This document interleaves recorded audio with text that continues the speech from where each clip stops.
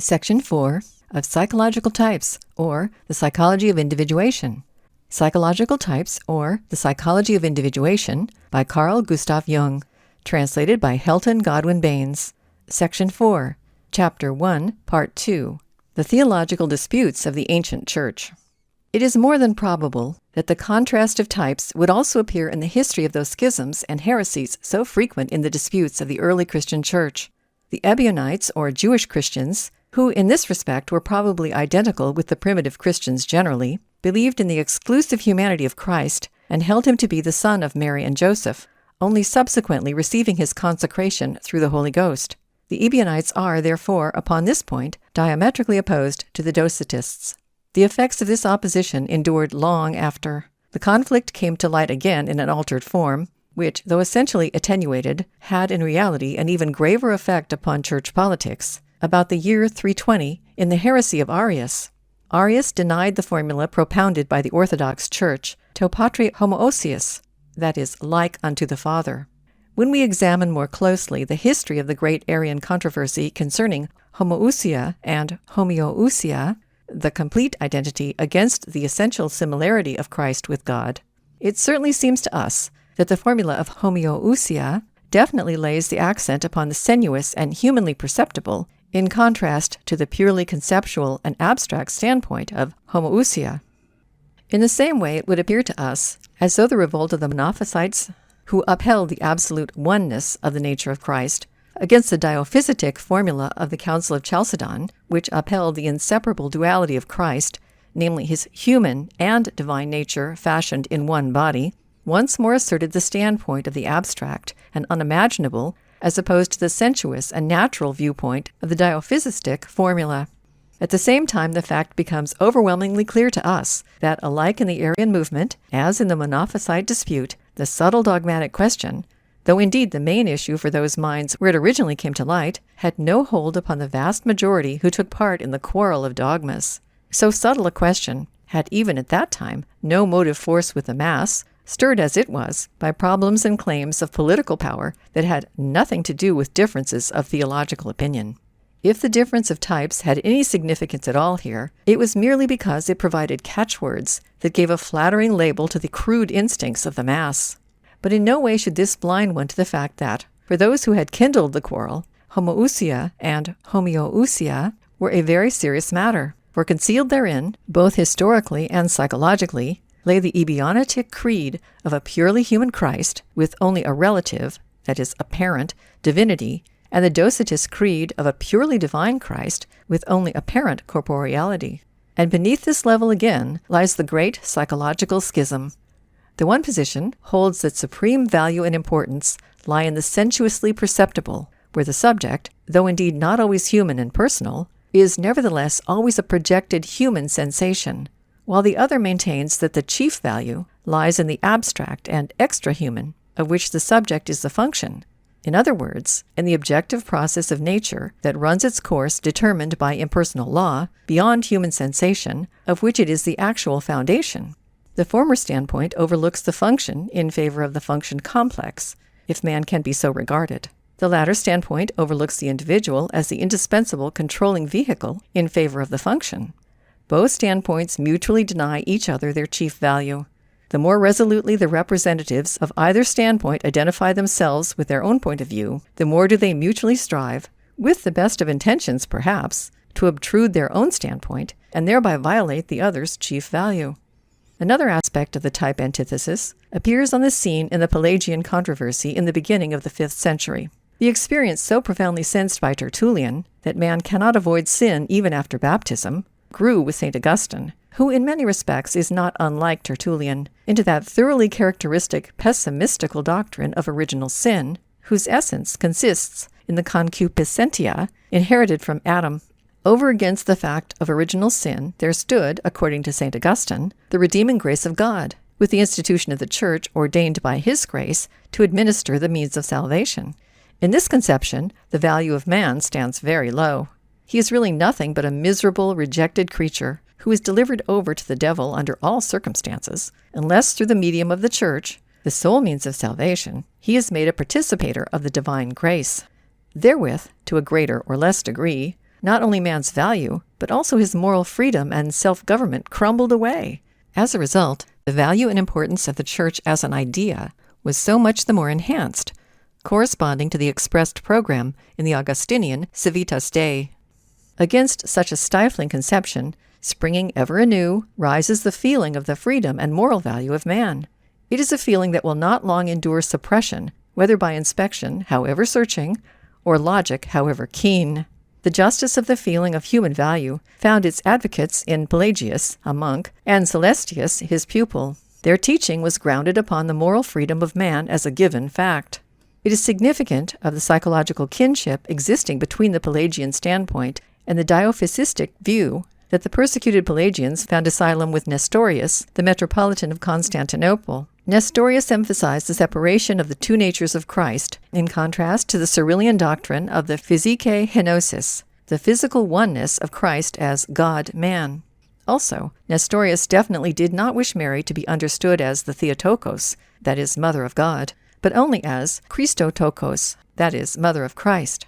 With some justification, he even called the idea that Mary was Mother of God heathenish. From him originated the Nestorian controversy, which finally ended with the secession of the Nestorian Church. End of Section 4. Recording by Olivia. Section 5 of Psychological Types, or The Psychology of Individuation. Recording by Olivia. Psychological Types, or The Psychology of Individuation by Carl Gustav Jung. Translated by Helton Godwin Baines. Section 5. Chapter 1.3. The Problem of Transubstantiation. With those immense political upheavals, the collapse of the Roman Empire, and the sinking of antique civilization, these controversies lapsed likewise into oblivion. But as in the course of many centuries a certain stability was again reached, psychological differences also reappeared, tentatively at first, but becoming ever more intense with advancing civilization. No longer, indeed, was it those problems which had brought the ancient church into confusion. New forms had come to light, under which, however, the same psychology was concealed. About the middle of the 9th century, the abbot Pascantius Radbertus appeared with a writing upon the Holy Communion, in which he advanced the doctrine of transubstantiation. That is, the view that the wine and holy wafer became transformed in the communion into the actual blood and body of Christ. As is well known, this conception became a dogma, according to which the transformation is accomplished, vere realiter substantialiter, in truth, in reality, in substance. Although the accidentals preserve their outer aspect of bread and wine, they are substantially the flesh and the blood of Christ. Against this extreme concretization of a symbol, Retromnus, a monk in the same monastery in which Radbertus was abbot, dared to raise a certain opposition.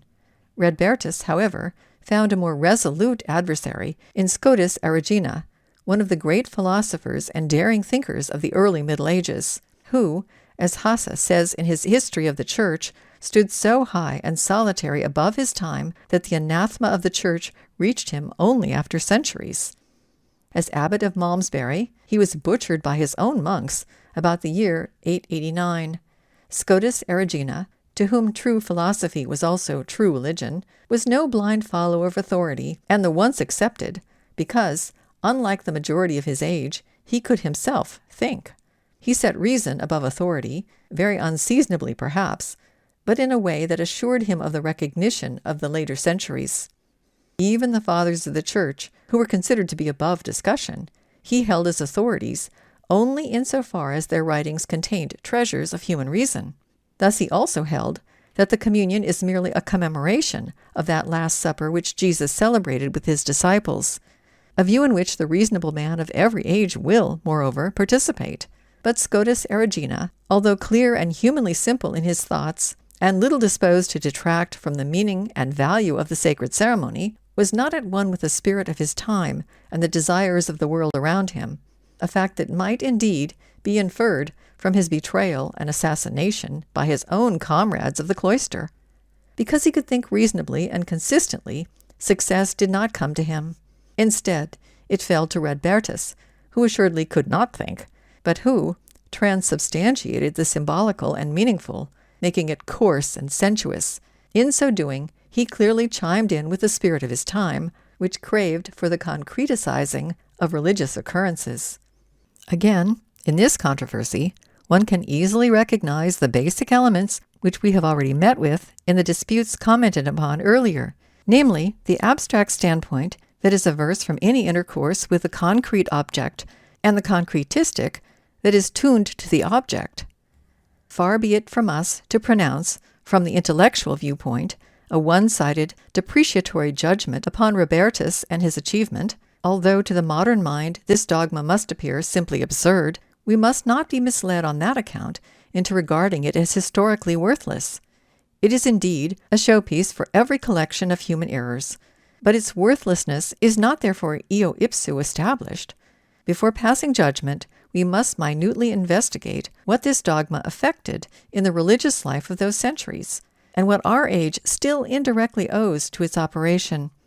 It must, for instance, not be overlooked that it is precisely the belief in the reality of this miracle that demanded a release of the psychic processes from the purely sensuous, and this cannot remain without influence upon the nature of the psychic process. The process of directed thinking, for instance, becomes absolutely impossible when the sensuous holds too high a threshold value. By virtue of too high a value, it constantly invades the psyche, where it disintegrates and destroys the function of directed thinking, based as this is precisely upon the exclusion of the unsuitable. From this elementary consideration, there immediately follows the practical importance of those rites and dogmas which hold their ground both from this standpoint as well as from a purely opportunist, biological way of thinking, to say nothing of the direct, specific religious impressions which came to individuals from belief in this dogma.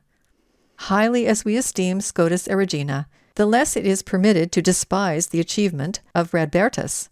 We may, however, learn from this example that the thought of the introvert is incommensurable with the thought of the extrovert, since the two thought forms, as regards their determinants, are wholly and fundamentally different.